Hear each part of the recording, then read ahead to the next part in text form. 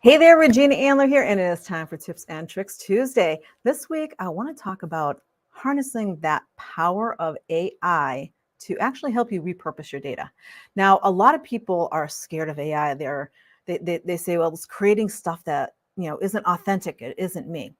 One of the things that AI is really, really super good for is repurposing. It's repurposing your own content. So it's repurposing and using your own words. So when you think about it, it makes it really, really super easy to maybe take an article and create a bunch of social media posts, or even do the reverse. If you have a bunch of common theme social media posts, you can take those and create an article out of it. So you can use it both ways. I'm going to actually do a live example using let's see if we can do this here, using one of my Tips and Tricks Tuesday, past Tips and Tricks Tuesday. I'm going to show you how easy this is to do. So let's present the screen here. I'm going to share the screen. And let's bring the screen up. All righty.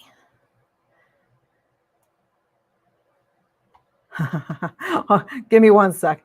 Technical difficulties. It seems to be a week of that. Is Mercury in retrograde? So we're going to share my entire screen over here. And there we go. Share the screen. All right. So we've got this screen. It's actually over here. So if I'm looking over here, I'm looking at my screen.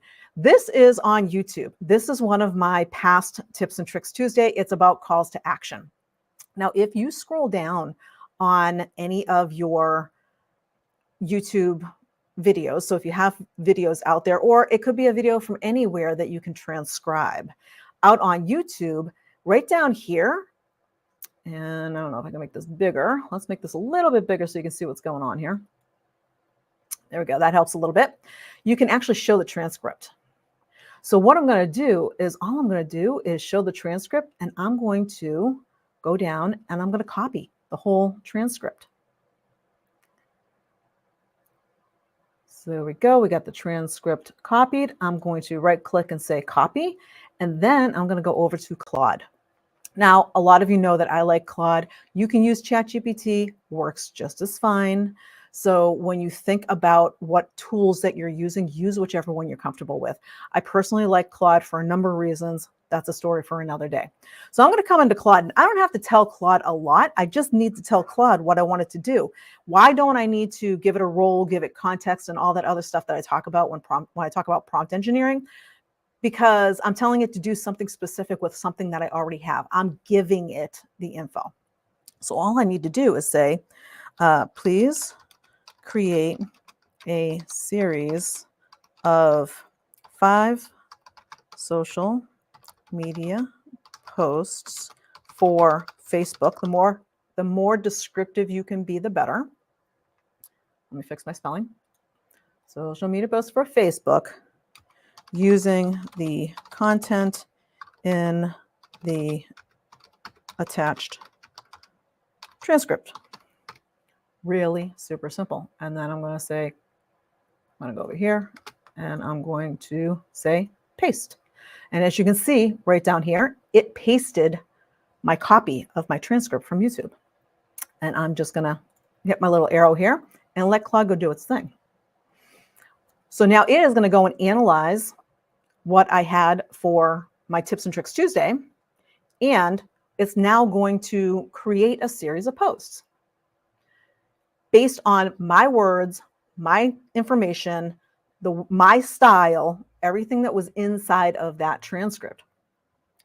And so here you go. And you can see it put the emojis in and everything. So post 1, did you know humans are psychologically wired to one direction? That's why it calls it action invitations, AKA calls to actions. This is what I talked about inside of that Tips and Tricks Tuesday, are powerful. Think about it. It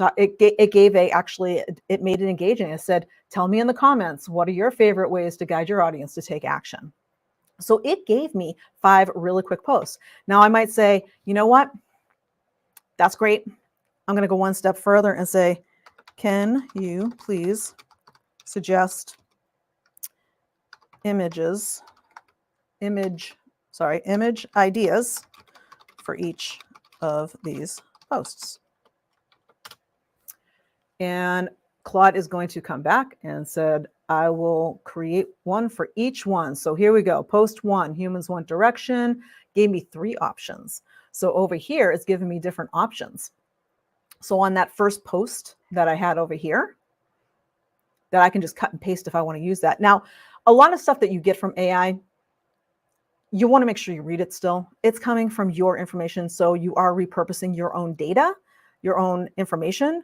However, AI is using its own creative genius to reword some of your stuff. So you want to make sure you go through and you make sure it is worded properly for your intended purpose, right? And so when you think about this, over here, I said, give me those images. And so it gave me 3 images, option 1, 2, and 3, or option A, B, and C, sorry. Humans want direction, a maze with multiple paths, but only one clearly lit or highlighted path. Okay. A series of footprints or arrows leading viewers through steps. A split road sign with multiple directions, one glowing, one highlighted. Colors warm, inviting. All right, so now, just for giggles, we're going to add in one more thing and say, can you please suggest images that are more visually appealing to stop the reader from scrolling to view the post. So in other words, I'm saying make the images more eye-popping. So I'll suggest more scroll-stopping, attention-grabbing images that create immediate visual impact. So here on that first one here, humans want direction. A person standing at a dramatic crossroads in a surreal setting, one path glowing with a golden light, others fading into fog. A little bit more engaging. A striking optical illusion that plays with human perception, like the famous "Which way are they walking" silhouette.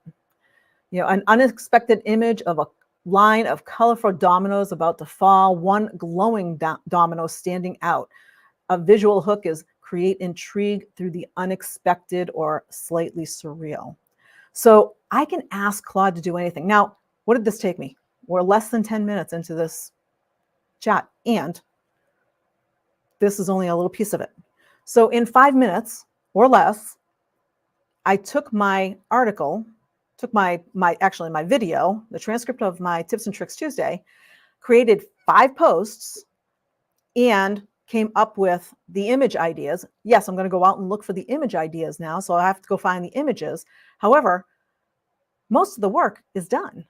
So this is the power, amazing power of using AI to repurpose your data. And you can do it with anything. If you write a blog, if you write LinkedIn articles, if you write emails and you want to, if you do value-based emails, a lot of coaches and consultants, I get them in my mailbox every day, will write emails out that have a lot of value in them. You can take one of those, copy it, paste it into here and say, please create social media posts, or vice versa. You can take social media posts, create them into an email.